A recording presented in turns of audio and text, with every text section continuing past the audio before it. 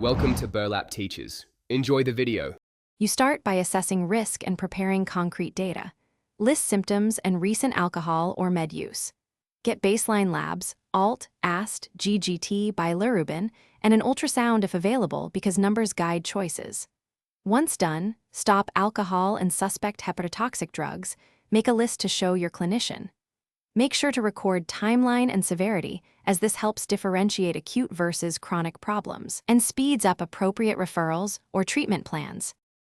You now move into diagnostics and the first treatments. Use lab patterns to determine hepatocellular versus cholestatic injury.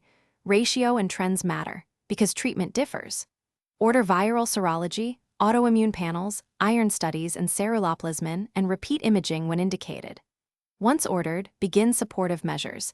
Maintain hydration, optimize protein and calories, correct deficiencies, and stop all non-essential supplements and meds. If labs worsen quickly, escalate to specialty care promptly. Do not wait for pain to worsen. You complete care by following targeted, specialist-directed treatments.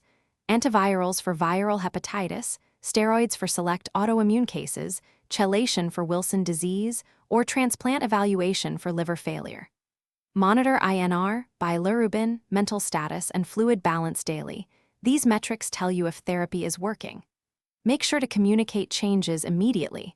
If labs or consciousness worsen, escalate to hepatology or transfer for transplant assessment. Troubleshooting tip: if improvement stalls, double-check exposure. Thanks for watching. Consider subscribing if this video helped you.